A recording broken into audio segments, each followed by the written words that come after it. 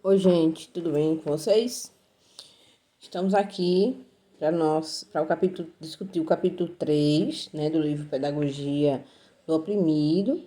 Antecipadamente, eu explico que esse vídeo demorou um pouco mais para sair, porque esse capítulo, obviamente, eu já tinha feito a leitura dele e fui reler para preparar esse momento, né, de discussão. E ele é um capítulo muito complexo, então houve a necessidade de mais tempo para que nós, enquanto grupo, né, aqui do projeto de extensão, precisássemos nos debruçar com mais afinco, com mais tempo, na verdade, né? Então, por isso é que nós demoramos um pouco mais para lançar esse vídeo, tá? Para que a aula ficasse bem redondinha, né? Que o texto que eu sempre publico ficasse formatado de uma maneira compreensível, né? Até porque é esse capítulo que vai especificar o método Paulo Freire, né? Então eu queria fazer algo bem bacana para vocês, né? E esse capítulo, a dialogicidade, essência da educação como prática de liberdade. Como eu disse, já é um capítulo complexo, né? É um capítulo bastante metodológico e Paulo Freire faz diversos apontamentos de que caminhos nós podemos trilhar para aplicar o método Paulo Freire e como ele compreende alguns conceitos fundamentais, como criticidade, dialogicidade, o diálogo, palavra, né? Temas geradores.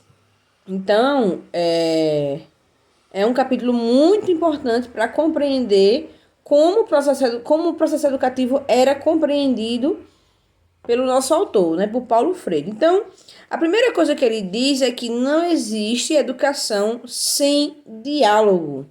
E mais especificamente, ele aponta que não há existência humana sem diálogo e sem palavra, ou seja, sem compreensão do que são as coisas do mundo. Então, para que a gente se entenda como humano, é necessário que haja diálogo, que haja palavra e que haja pensamento.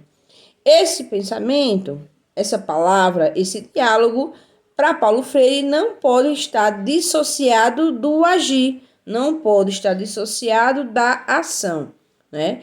E aí, por isso que ele diz, palavras sem ação, aliás, não há palavra sem ação. E não há diálogo verdadeiro sem transformação. Então, além de que para o processo educativo efetivo, com sucesso, para que haja, para que ele seja pensado de maneira efetiva, é preciso existir diálogo, é preciso existir ação e é preciso existir transformação, que é um dos grandes pilares, né, dessa fala de Paulo Freire. Então, ele vai trazer outros argumentos para falar sobre isso. Um deles é falar sobre o que é a palavra inautêntica, né? Então, para Paulo Freire, precisa haver o diálogo e precisa existir a palavra, mas para os educadores, na perspectiva bancária, ou aqueles que não querem o fomento da reflexão sobre a sociedade, para esses sujeitos, Paulo Freire aponta que há a palavra inautêntica. E o que seria essa palavra inautêntica? Para ele, é uma palavra que já nasce alienada e alienante, porque ela não traz uma reflexão sobre o mundo, porque ela é extremamente teórica e não traz nenhuma interpretação possível. Então, ela traz elementos que não refletem a realidade dos sujeitos, né? Então, nesse sentido, Paulo Freire aponta que para esse tipo de perspectiva educacional, da palavra inautêntico, da ideia da educação bancária, precisa existir uma dicotomia entre o que se vive e o que se estuda, né? Porque, na verdade, não há problematização. E aí ele traz nessa ideia de que é preciso que o sujeito dialogue, é preciso que o sujeito se compreenda. Ele traz uma citação lá na página 108 que eu destaco, né? Que ele diz, ó, que a existência, porque é humana, não pode ser silenciosa, né? Ela não pode nutrir-se de palavras falsas. E aí a gente pode, inclusive, remeter lá à pedagogia da autonomia, né? Quando ele diz que é preciso que haja corporificação das palavras, ou seja, o que eu estudo precisa se materializar naquilo que eu vivencio, né? E aí ele continua dizendo, né, que existir no mundo é dialogar, é pronunciar esse mundo e também é modificá-lo. E no mundo em que eu digo, que eu pronuncio, que eu vivencio, que eu me compreendo enquanto sujeitos pronunciantes, é exigido também que eu faça a mediação de um novo pronunciar. Então, o que eu falo enquanto sujeito de formação, eu enquanto professora, não pode ficar restrito à minha fala ou ao que eu penso, mas precisa fundamentar uma nova forma de pensar, ou o que ele vai chamar de um novo pronunciar, né? E aí complementa, não é no silêncio que os homens, e aí eu acrescento as mulheres, né? Não é no silêncio que os homens e mulheres se fazem, mas na palavra, no trabalho e na ação-reflexão. Né? Então, aqui sintetiza um pouco dessa fala inicial. E aí ele segue, né? Dizer a palavra ou fazer parte dos diálogos, né? Não deve ser um privilégio. Né? E aí vamos tentar materializar isso na nossa vivência. Né? Então, ter acesso a determinados bens, ter acesso a determinados graus de estudo, ter acesso a determinadas reflexões, ter acesso à dignidade de vida não pode ser um privilégio. Porque há setores sociais que querem manter esses privilégios, que querem que essa dinâmica não seja democratizada. E aí Paulo Freire vai chamar isso de assalto desumanizante. Então, essa ausência de oportunidade de reflexão, essa ausência de oportunidade de reflexão seria um assalto, né? Uma falta de oportunidade desse sujeito se compreender enquanto humano, né?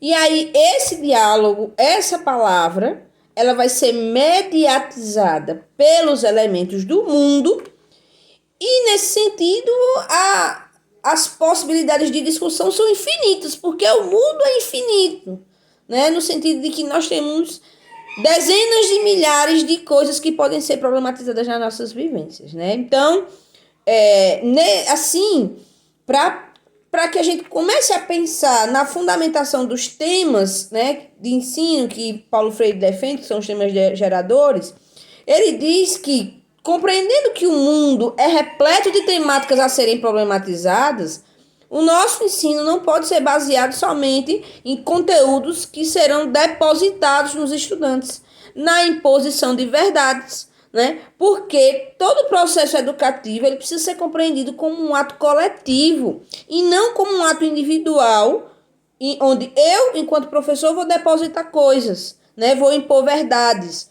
Né? O diálogo, essa troca, essa palavra precisa ser a conquista do mundo, a conquista da compreensão sobre as coisas do mundo. Então, esse aí é um primeiro, né? São algumas reflexões introdutórias que Paulo Freire vai apontar nesse capítulo, né? Nós temos 5 tópicos para conversar, por isso essa aula vai ser um pouco extensa também, porque são tópicos muito complexos.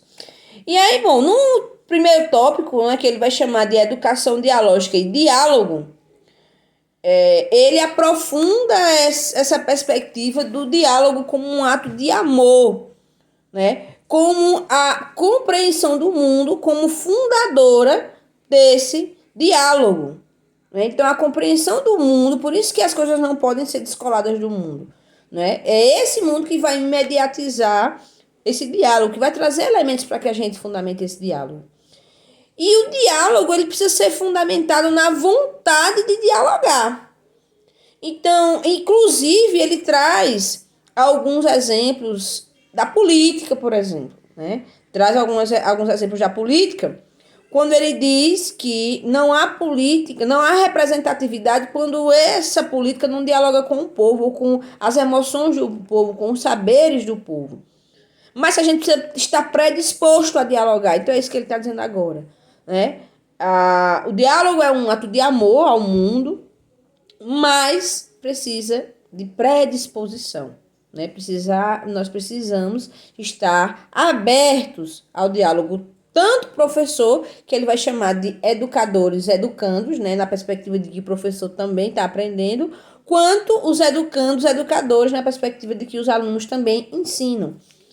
E aí esse diálogo, essa mediação, ela não pode se valer do medo, ela não pode se valer do receio, ela não pode se valer do autoritarismo, mas sim da valentia. Nós precisamos estarmos predispostos a dialogar e sermos valentes para dialogar.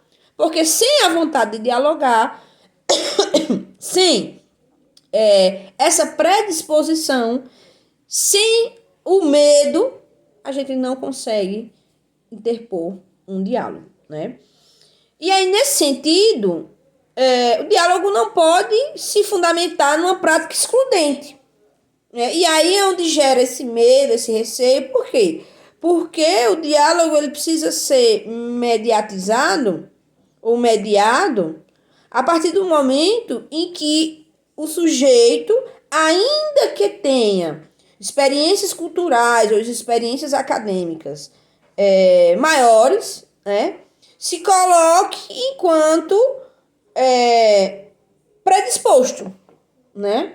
Ainda que eu tenha estudado um pouco mais, ou ainda que eu tenha acesso a outros bens culturais, eu vou estar disposto a dialogar com as pessoas diferentes. Ele diz o seguinte, como posso dialogar se me admiro como um homem diferente, virtuoso por herança, diante de outros meros istos, em que não reconheço outros eus. Então, o que ele está dizendo? Ele está dizendo o seguinte, como eu vou dialogar se eu me acho melhor do que os outros? Como eu vou dialogar se eu acredito que o lugar que eu ocupo socialmente é melhor do que o outro, então o outro não tem nada a me oferecer, porque eu não reconheço naquele sujeito um outro de mim, né? Como eu posso dialogar se me sinto participante de um gueto de homens puros, né? Então, se eu me sinto participante de um gueto de pessoas puras, de pessoas donas da verdade, para quem todos os que estão de fora são essa gente, são esses outros, né? São nativos inferiores. Então, como eu, que me sinto dentro de um dado grupo social, no auge da minha arrogância, eu vou dialogar com outros sem reconhecer, sem humildade, né? Sendo essa pessoa que acha os outros essa gente aí, né? E aí, nesse sentido, a gente pode refletir e pensar que a autossuficiência, né, que é essa empáfia ou essa arrogância, ela é incompatível com o diálogo. Eu não vou conseguir dialogar dessa maneira, né? E aí, essa arrogância, essa falta de humildade, ela vai causar uma descrença, né? E essa descrença não é compatível com o diálogo. Para que haja o diálogo, é preciso ter fé, ou seja, acreditar. Acreditar em quê? Ter fé em quê? Acreditar que o aprendizado com os outros é possível, né? É preciso que haja esperança, não há diálogo sem esperança. Essa fé, essa crença no aprendizado é o que vai nos levar sempre para a busca. É isso que Paulo Freire traz, né? Então, essa esperança, essa crença, ela também não pode ser uma crença de que as coisas vão cair do céu. E aí ele pontua uma frase que eu gosto muito. Não é, porém, a esperança de cruzar os braços e esperar. Então, não é porque eu me predisponho ao diálogo com determinado grupo. E nessa predisposição, eu tenho crença, eu acredito, eu tenho fé, que eu vou acreditar que aquela perspectiva de mundo ela vai se alterar de uma hora para outra. Não é isso. Eu vou agir, porque eu vou me mover na esperança, né? Movo-me na esperança, o que ele diz na página 114. Movo-me na esperança enquanto luto, e se luto, com esperança espero. Então, não existe diálogo sem crença, não existe diálogo sem ação, não existe diálogo sem criticidade, né? Não é a ideia de que o melhor pensar é o pensar acadêmico, mas o melhor pensar para ele é o pensar inconformado. Inconformado com o quê? Inconformado com as desigualdades, inconformado com as dicotomias da sociedade, né? Com a noção de que a realidade ela é um processo, então não há nada dado, há um processo que acontece, que as pessoas e que as realidades elas podem ser alteradas. Então, nesse sentido, para Paulo Freire não é um processo na educação, não pode haver um processo de conformação, ou seja, de crença de que as coisas estão dadas e que elas não podem ser alteradas, mas um processo de confrontação. Então, eu vou me confrontar com determinadas situações e vou problematizá-las, né? Então, para Paulo Freire, o diálogo, nesse tópico, para a gente finalizar esse tópico da educação dialógica e do diálogo, ele diz, ó, o diálogo que implica o pensar crítico é capaz também de gerá-lo. Então, ao tempo em que eu faço a mediação de um pensar crítico, eu também estou produzindo a confrontação, eu também quero gerar outros pensamentos, gerar outros mecanismos de transformação dessa sociedade, tá? Seguindo, né? Já no segundo tópico, o diálogo começa na busca do conteúdo programático. Então, aí ele está fazendo realmente o passo a passo do método, né? Do método Paulo Freire de conscientização, por assim dizer. Então, vamos a ele, né? Então, nessa ideia de como estruturar o processo educativo a partir do pensamento de Freire, a gente já disse que o diálogo é basilar, né? A gente tem esse método estruturado a partir do diálogo. E aí ele diz o seguinte, ó, para que a gente pense uma perspectiva de educação diferenciada, a gente precisa ter um conteúdo programático, né? E que tipo de conteúdo programático é esse? Como eu vou pensar esse conteúdo programático? A primeira coisa que ele diz é o seguinte, ó, educador educando, né, que é o professor. Esse planejamento, ou na verdade o diálogo, né, planejamento não, o diálogo que eu me proponho a fazer com o estudante, ele não começa na sala de aula, ele não começa com esse estudante quando eu chegar na escola. Esse diálogo, ele precisa começar antes. E ele começa como antes? Ele começa a partir da elaboração de questionamentos. Então, eu vou observar, né, essa realidade e vou eleger questionamentos que possam ser pertinentes àqueles sujeitos. Né? Por que eu estou dizendo que possam ser? Porque é um momento que a gente vai consultar esses sujeitos. Né? Inclusive, eu vou colocar para vocês hoje uma sugestão de documentário que é muito massa, que exemplifica um pouco disso que eu estou aqui falando. E aí, para quem for assistir depois também, o nome do documentário é 40 Horas em Angicos, que relata a experiência de Paulo Freire de alfabetização em Angicos. Né? E aí, coleta depoimentos de professores que estiveram lá com Paulo Freire, de alunos e de tudo que aconteceu naquele lugar, né? E como esse método se tornou referência. E por que ele se tornou referência? E ele é mais ou menos isso, né?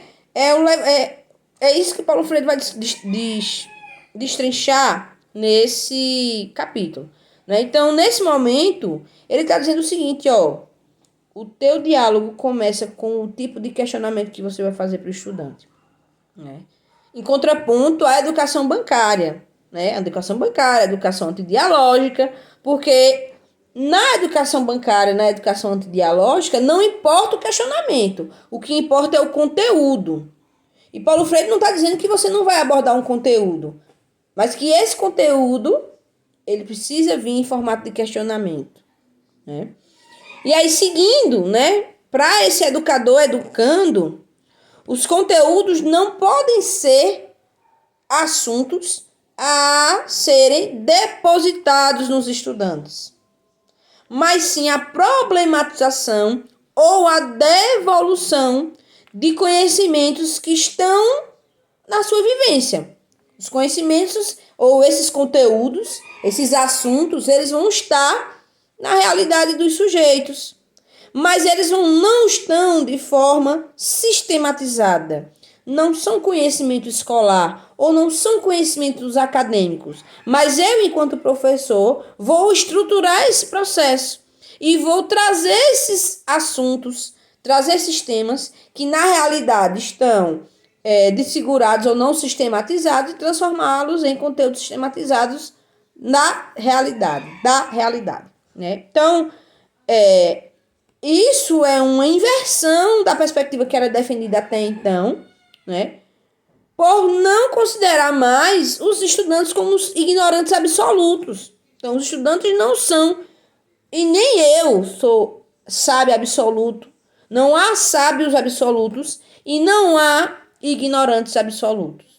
Há homens e mulheres e pessoas em comunhão que buscam o ser mais, ou seja, que querem mais, que querem problematizar, que querem compreender melhor a realidade, que querem saber quem são, né? Então, o que existe é isso. Então, para Paulo Freire, não é possível que a gente faça um ensino sem uma perspectiva de reflexão sobre essa realidade, né? Sem essa conexão com o que é vivido, sob a pena de nós criarmos uma sociedade que é alheia ao que se vive, né? Então, se a gente for pensar na realidade de hoje, a gente pode compreender um pouco alguns... Eu não queria usar essa palavra, fracasso, mas essa fragilidade, eu vou usar fragilidade ainda, que a nossa sociedade tem enquanto processo educativo ou enquanto informação. Eu vou chamar de processo educativo, é melhor, porque informação não é conhecimento, né? Mas em termos de conhecimento, nós temos aí as vacinas. Hoje, né, no ano de 2023, que é o que nós estamos, acabando o ano de 2023, nós temos um índice alto de crianças que não foram vacinadas para diversas doenças, para se prevenir contra diversas doenças. E essa não vacinação, ela é muito ela é muito resultado de um processo de desinformação que a nossa sociedade passou. E essa desinformação, ela não dialoga, por exemplo, com o processo educativo, porque, obviamente, a maioria dessas pessoas, não vou dizer todas, né, para não incorrer numa generalização, mas a maioria dessas pessoas passou pelo processo educativo da educação formal, estudou na escola os processos pelos quais as vacinas passam e ainda assim não conseguem enxergar na vacina hoje uma coisa legal. E isso talvez também seja reflexo dessa não assertividade, ou seja, das pessoas não conseguirem estabelecer uma conexão entre o que se estuda e a realidade, o que se vivencia, né, e o que é teorizado, né? É só para a gente pensar. Então, assim, os programas educativos, eles não podem ser pensados só, ou a ação política, né, que é o que Paulo Freire fala também, não podem ser pensados somente pelo viés extremamente técnico, desrespeitando a visão de mundo dos sujeitos, desrespeitando o seu espaço de vivência, para que a gente não incorra em uma invasão cultural. E, na verdade, vamos incorrer, porque tem muitos conhecimentos que ainda os professores não conseguem fazer essa conexão, né? Mas é importante que a gente se debruce sobre essa perspectiva de diálogo na organização desse conteúdo programático. E lembrar de consultar os nossos estudantes, né? Fazer um levantamento como é essa compreensão de mundo de vocês? O que vocês vivenciam aqui? Eu vou deixar o documentário de Paulo Freire para explicar melhor sobre isso, tá? Mas vale a pena assistir. E, bom, vamos seguindo, né? O próximo tópico que Paulo Freire debate aqui é a relação homens-mundo, os temas geradores e o conteúdo programático desta educação. E aí, quando ele fala de relações homem-mundo, ele traz esse termo para dizer o seguinte, que a educação e a ação política precisam materializar ou precisam se organizar a partir das aspirações do povo, a partir das suas contradições, a partir da sua situação existencial, a partir da sua situação concreta, no presente, como um problema que nos desafia, como um problema que nós nem sempre vamos achar respostas, mas precisamos problematizar. Precisamos problematizar no nível intelectual, precisamos nos condicionar a agir e não somente dissertar sobre elucubrações, sobre coisas que a gente imagina, coisas que o sujeito não vai ver na realidade, né? A gente não pode, como Paulo Freire aponta, isso na página 120, doar conteúdos aos estudantes sobre aquilo que ele não vivencia. Porque o que tem que fazer parte do ensino são as suas esperanças, as suas dúvidas, os seus anseios, a sua problemática, né? Como é que eu vou trazer em um livro didático, por exemplo, um biscoito recheado? Para vocês pode ser muito trivial. Para mim também pode ser muito trivial. Mas muitos estudantes não têm acesso a biscoito recheado, né? A uma caixa de leite, né? Então, são questões delicadas que a gente precisa contextualizar. A gente, enquanto professor, precisa saber se aquilo faz parte da realidade dos estudantes. Eu estou dando um exemplo muito trivial, muito simples. Mas vocês podem começar a pensar na realidade de vocês. Então, o nosso papel é falar ao povo ou falar aos nossos estudantes sobre a nossa visão de mundo, mas também escutar a visão de mundo deles. Não é impor a nossa visão ou não impor as nossas vivências, mas é estabelecer um diálogo entre as vivências dos estudantes e as nossas, ou aquele conhecimento consensuado, ou aquelas experiências didáticas, acadêmicas, culturais que nós temos, para além do que os estudantes vivenciam. E, bom, essas situações concretas de aprendizagem, elas vão estar na realidade, aí ele vai se repetir várias vezes, né? Por isso que eu estou repetindo também. E é nessa realidade mediatizadora, que nós precisamos ir buscar os conteúdos da educação. Não é fora dela. É nessa realidade que faz a mediação dos sujeitos em relação ao mundo.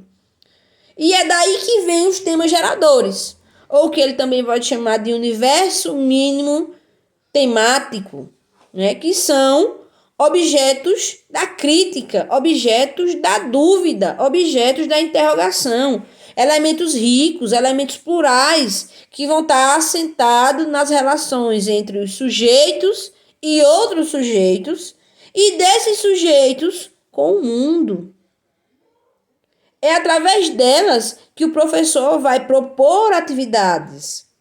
É através delas que os professores vão operar transformações com finalidades de ensino explícitas, com análise educativa que parta da contradição humana, da contradição da vida dos sujeitos e a ela retorne. Então, o tema gerador, ele é uma análise da experiência existencial dos sujeitos. É a compreensão de que nós somos sujeitos históricos, que nós somos sujeitos produtores de cultura, né? Que nós estamos num mundo que é criado e recriado constantemente, que nós criamos e recriamos esse mundo constantemente, em uma relação dialética entre os condicionantes sociais e aquilo que a gente extrapola desses condicionantes, as possibilidades de extrapolar, de transformar, que somos constantemente expostos a situações limite ou a situações de reflexão, né? Que somos sujeitos falhos, que somos sujeitos de desesperança, mas que nós também somos capazes de superá-las, né? Os temas geradores precisam ser pensados nesse contexto para produzir novos contextos, para ser inéditos viáveis, ou seja, soluções inovadoras de transformação da realidade, né? De transformação dos desafios cotidianos e das possibilidades de ação desses sujeitos. No próximo tópico, a investigação dos temas geradores e a sua metodologia. É aí onde Paulo Freire diz, né, que constantemente nós somos expostos a situações limite,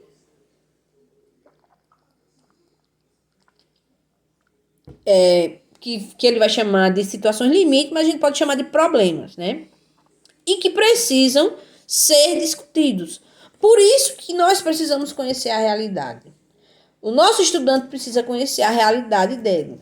Porque se ele não conhece, se ele não sabe de onde vem, ele não consegue problematizar. Ele não consegue enxergar que há questões ali que precisam ser, que nos causam inquietação, né?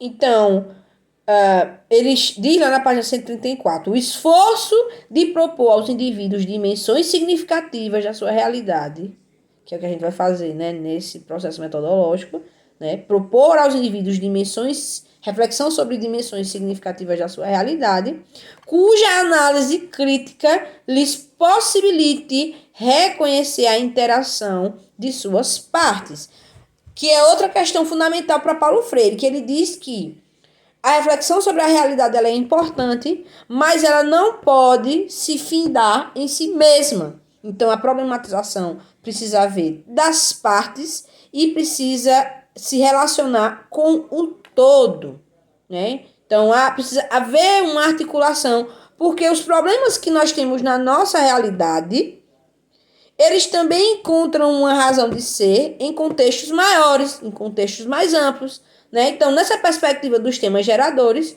os conteúdos vão superar uma visão estática, uma visão parada, porque eles vão surgir das vivências e vão ter reflexos em outras vivências, né, mais amplas. Então, os temas geradores, eles vão propor decodificação dessa realidade, decodificação dessas situações de existência, a partir de problemas retirados dessa realidade, relacionando-os com outros problemas de ordem macro, de ordem maior, né? Que vão das reflexões concretas às reflexões mais abstratas. Por isso essa conexão entre o micro e o macro, né? Para ele, a realidade em que nós vivemos é uma situação figurada, cheia de sentidos, cheia de significados, né, que ele vai chamar de codificado, de codificação, que sem a reflexão necessária, ela é apreendida de forma difusa ou de forma compartimentada. E aí eu vou fazer uma interpretação disso, né? Que essa compartimentação ou essa cisão, ela é o conhecimento disciplinar, né? Então, hoje, nosso ensino, ele é feito em caixinhas, né? Em conteúdos estáticos pré-determinados relacionados a determinados componentes curriculares. Só que no mundo, na realidade, nas vivências, os conhecimentos eles não estão separados em caixinhas. Eles acontecem de maneira dinâmica. E é isso que Paulo Freire aponta, que a gente precisa pensar, superar essa visão difusa, né?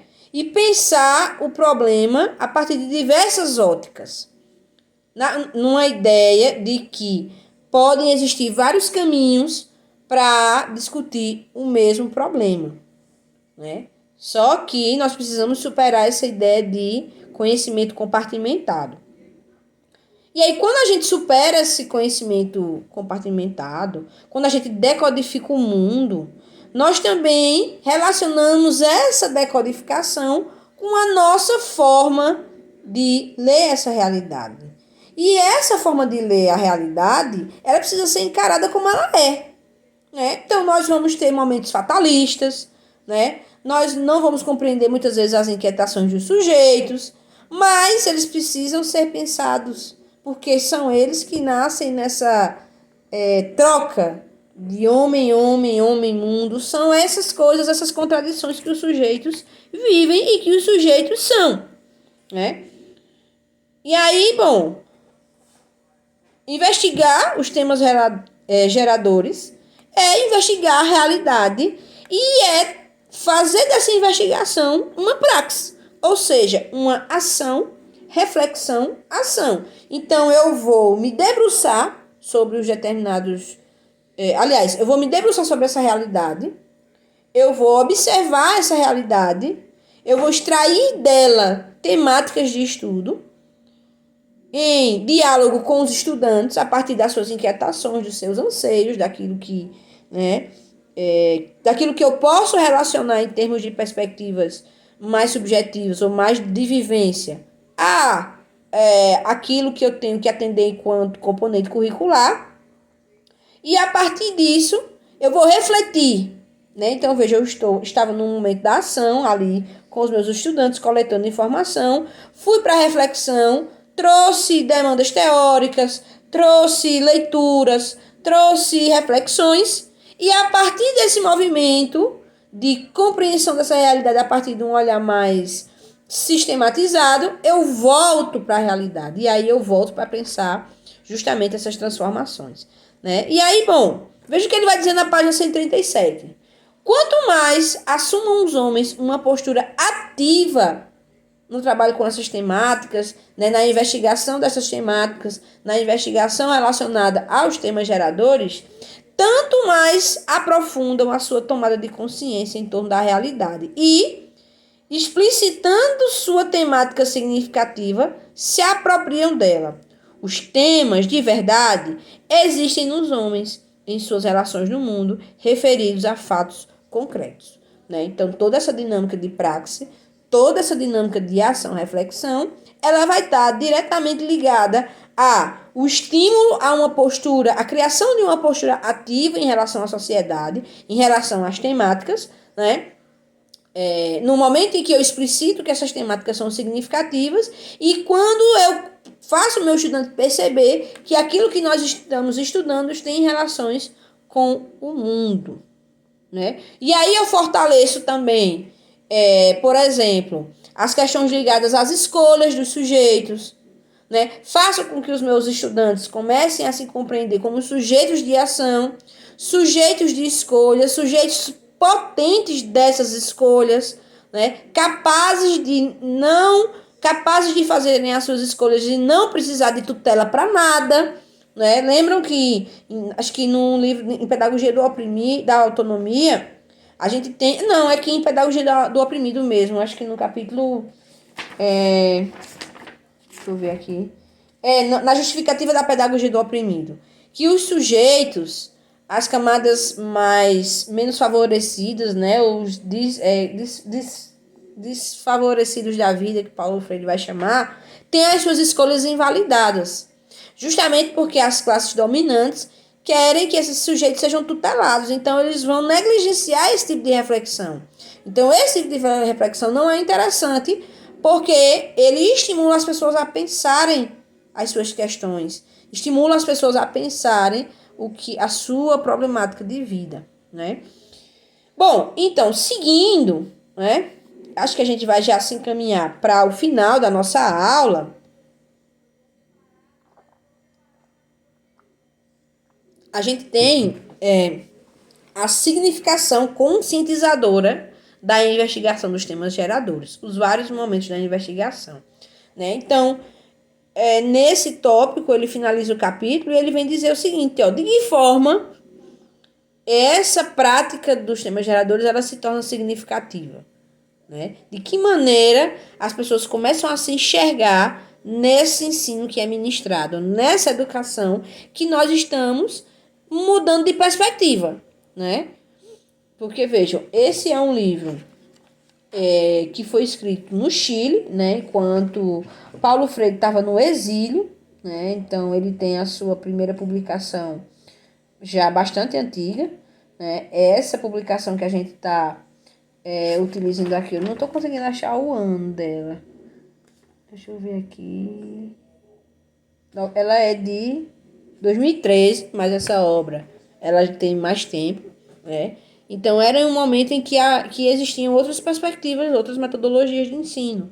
E que a pedagogia de Paulo Freire ele já era reconhecido, né?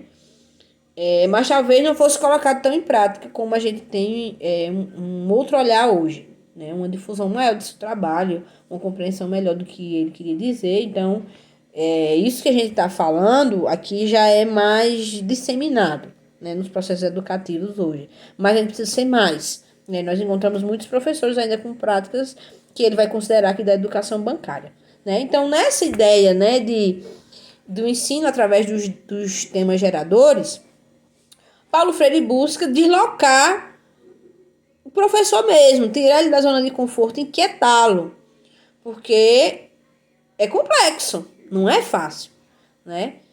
Fazer o sujeito, fazer esse estudante que vem de uma trajetória, né, que ele se compromete, que ele se compreende enquanto objeto alheio a essa discussão, né? Então, e trazer agora as suas próprias ações, as suas próprias vivências como um objeto de estudo, realmente é um movimento difícil. É um movimento difícil, né?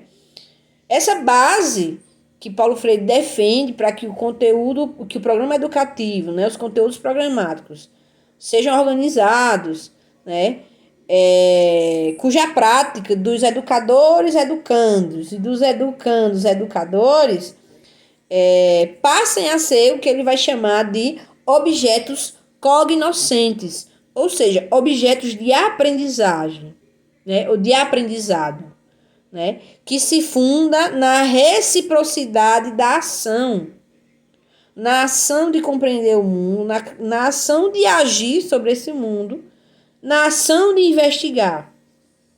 E essa investigação, ela não é um ato mecânico, ou ela deixa de ser um ato mecânico para se tornar um ato de descoberta, né? Então, o uso dos temas geradores é um uso para que ele seja compreendido como um objeto de descoberta, de interpretação de problemas, da fuga da compreensão do mundo a partir de uma única ótica ou de óticas de visões parciais, né? A educação, nesse sentido, e é o que Paulo Freire vem defender, né, quando ele fala do diálogo e tudo mais, precisa se fundar num ato de comunicação. Para Paulo Freire, a educação tem que se constituir num ato de comunicação, na percepção da complexidade dessa sociedade através da comunicação. Investigar a realidade do povo, trazer os temas geradores, não interessa a todo mundo, porque, como eu disse a vocês, é uma prática extremamente difícil. Não é fácil colocar isso em prática, né? Não é fácil problematizar o que as classes trabalhadoras vivenciam. É mais fácil trazer o pensar inautêntico, reproduzir coisas, tolher comentários, tolher desafios, né? Excluí-los do processo educativo, isso é mais fácil, né? É difícil fazer com que os estudantes não apenas consumam ideias. E aí é onde Paulo Freire também relaciona essa prática com as ideias de política. É muito difícil fazer nos atos políticos com que os sujeitos não consumam apenas ideias, porque é muito cômodo para quem quer apresentá-las, né? É difícil fazer os sujeitos produzirem conhecimento, pensarem, transformarem, né? Inserir os sujeitos em problematizações, inserir os sujeitos num pensamento sobre a sua própria historicidade, nas condições de tempo e espaço, né? Nos elementos que constituem aqueles contextos, nos seus condicionantes, nos desafios de pensar e agir sobre a sua vida. Saber que os sujeitos não são determinadas situações, eles estão em determinadas situações. Então há uma provisoriedade em tudo. Isso é difícil, não é fácil, né? E aí ele faz um comparativo com a educação bancária. Enquanto a educação bancária, antidialógica por essência, por isto, não comunicativa, o educador deposita os conteúdos programáticos da educação, que ele mesmo elabora. Então, ele elabora a partir da sua realidade e ele deposita no estudante, né? Do que ele mesmo... Não. Na prática problematizadora, o diálogo vem por excelência. Então, esse conteúdo que na perspectiva bancária é depositado, na perspectiva problematizadora ele jamais vai ser depositado. Ele vai ser organizado a partir das vivências e da visão de mundo dos educandos. E é aí que se encontram os temas geradores, nessas vivências, né? Então, na visão libertadora, os conteúdos saem do povo. Os seus objetivos precisam refletir essa vontade do povo, né? Então, essa metodologia de trabalho que Paulo Freire defende, ela transcende a transmissão de conhecimento, tá? O seu enfoque é na conscientização e na libertação, buscando romper sempre uma visão estritamente vertical, né, de cima para baixo, entre educador e educando. E aí é nessa perspectiva que a gente compreende quando Paulo Freire diz que a compreensão do mundo precisa preceder a compreensão da palavra. A leitura de mundo precede a leitura da palavra. E aí, bom, nesse processo se inicia a problematização da vida desse estudante, das reflexões sobre as suas condições, né? As palavras são inseridas em são retiradas, na verdade, de determinados contextos dessas experiências e são elas que vão dar significado ao aprendizado. O diálogo é fundamental, porque é a partir dele que os estudantes vão trazer suas experiências, vão contribuir ativamente para a construção do conhecimento.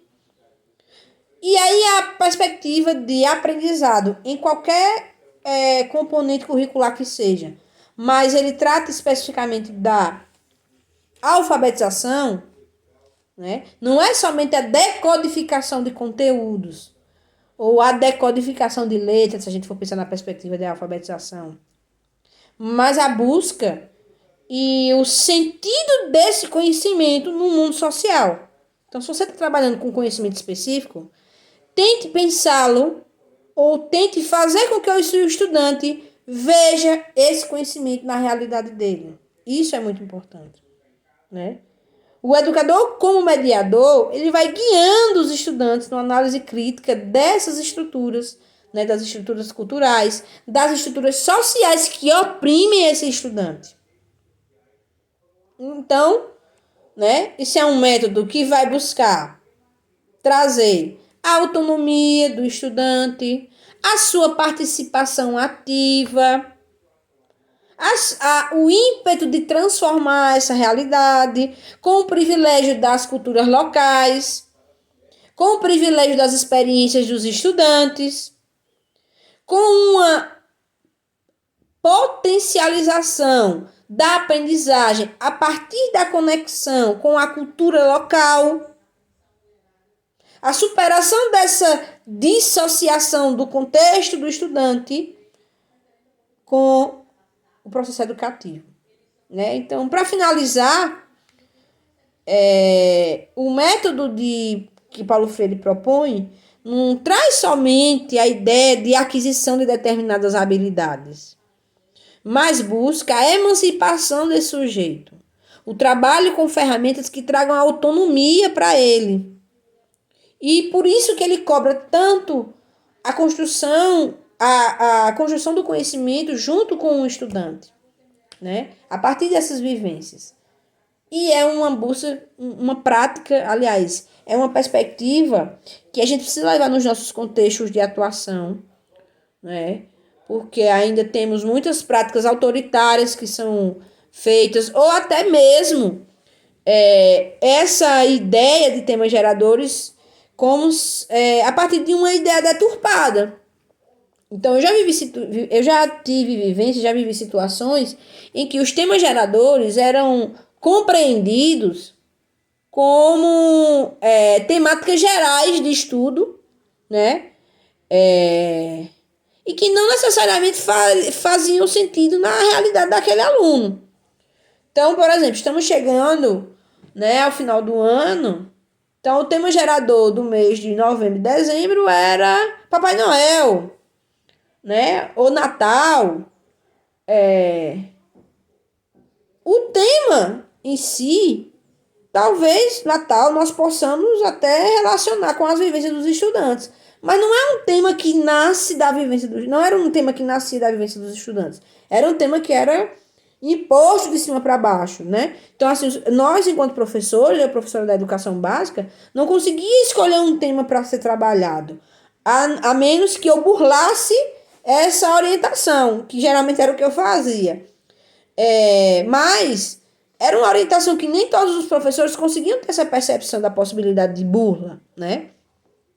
Então, essa perspectiva dos temas geradores a partir da leitura de Paulo Freire, porque há muitos textos sobre os temas geradores, mas eu recomendo a vocês a lerem Paulo Freire falando sobre os temas geradores. Hoje nós temos uma infinidade de possibilidades, né? Eu vou dizer, de nos automutilar academicamente ou de automutilar intelectualmente. Né? Nós temos ferramentas eletrônicas, né, da inteligência artificial, ChatGPT, outras ferramentas de inteligência artificial que fazem tudo em termos de texto. Às vezes dão uma bugada, né? É verdade. Quem conhece, quem se interessa um pouco por essas temáticas sabe que esses sistemas não são 100% confiáveis. Mas tem muita gente utilizando. E para mim, a gente precisa utilizar essas ferramentas a nosso favor. Para uma correção ortográfica, para uma conexão de ideias, mas sempre lendo os textos primários. Sempre lendo a referência principal. Tá? Então, eu não posso nem dizer uma orientação, uma dica, mas é uma perspectiva amadurecida a partir das experiências pessoais. Né? Já tive, inclusive, problemas com estudantes que fizeram trabalhos copiados todos pela inteligência artificial. E é uma ferramenta muito importante que está aí, né? Que a gente vai precisar lidar. Mas eu digo a vocês, leiam os textos principais. Né? Vocês podem usar a inteligência artificial de um outro modo. Mas leiam os textos principais, leiam esse capítulo de Paulo Freire, que ele é fantástico. Nos ajuda muito a repensar as nossas práticas e nos colocar também de uma outra forma como cidadãos, como profissionais e como cidadãos, né? Ok, pessoal. Obrigada por acompanhar essa aula de hoje. Em breve estaremos soltando a próxima aula, tá bom? Um abraço a todos e bons estudos.